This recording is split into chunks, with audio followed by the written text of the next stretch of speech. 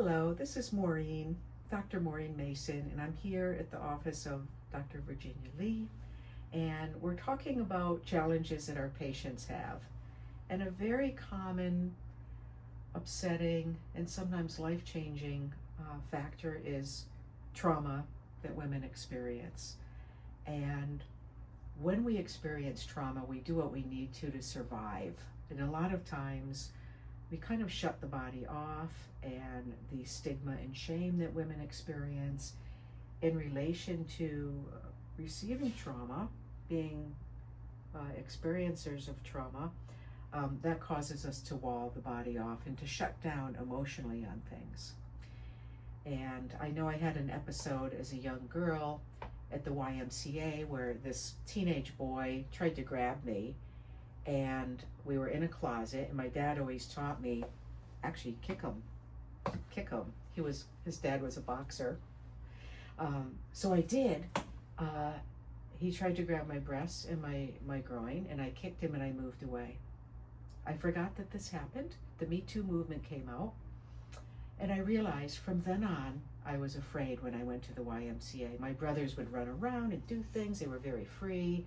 When I would wait for my dad and my brothers to come afterwards, I remember sitting, being afraid. I don't remember interactions with this person, and the most surprising part of my memory is I never told my dad about it because it was embarrassing and shameful, and I was scared, and I did what I could at the time to survive, but that's just a little, I will say for me, that was a very mild episode, and some individuals have ongoing repeated. So first of all, please, when you're ready, see a provider that can help you feel safe in your body and get you back in your body so you can feel and you can have some comfortable feelings and also some good feelings over time. So we want to restore comfort and also joy. And in terms of intimate functions, we can think about communication with a partner is a number one item. And also, not everyone has a libido. Some people are asexual. So you might think, how is your libido? Maybe you have a high libido, you're interested in sexual activity, you've had good sexual activities and a history, and you're very interested in the topic, or it may be this big red flag that you're not going there. So there's plenty of couples that are having frequent intimate relations, and that's great for both of them. There's some partnered people that are infrequent. Many times if women have discomfort, they will not say anything. And we are trained historically and culturally to be focused on a partner's pleasure. So what we need to know about the female pelvic floor and feeling good is eating well, exercise, stress management, digestion, feeling safe in our bodies. We can do some movements with yoga that are wonderful for feeling good. We can hug ourselves.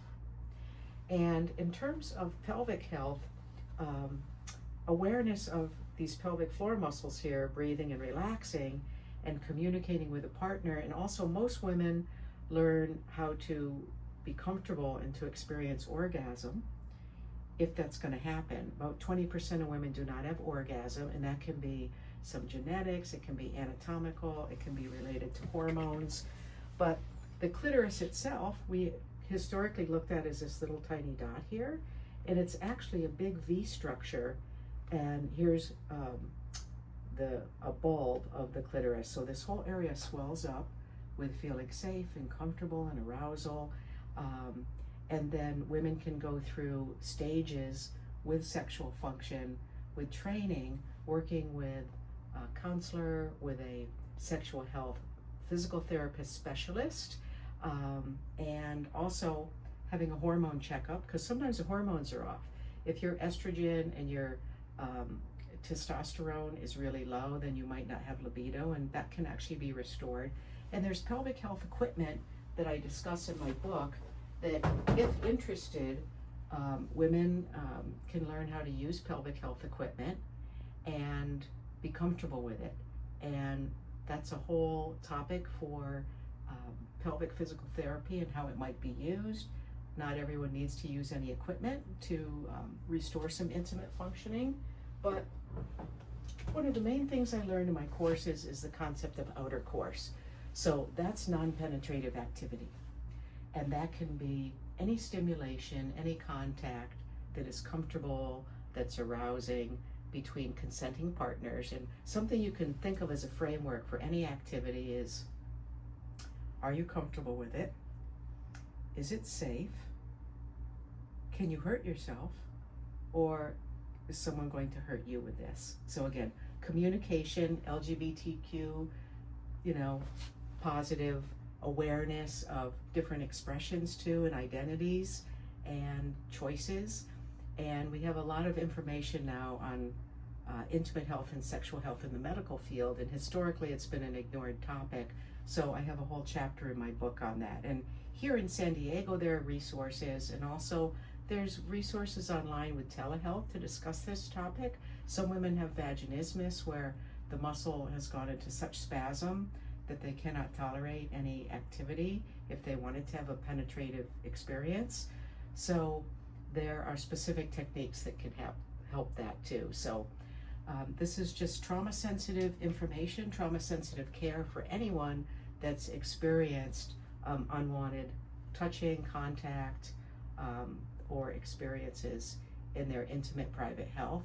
And I've worked with hundreds of women that have been through this, that have been able to restore comfort and communication with partners, and working with different healthcare professionals and integrative care to regain this aspect of their life, and even to enhance from what was there before. So I hope you found this helpful, and you can find me at centralstationwell.com. And then Virginia's here to offer you some treatments for your nervous system, calmness, safety, comfort too.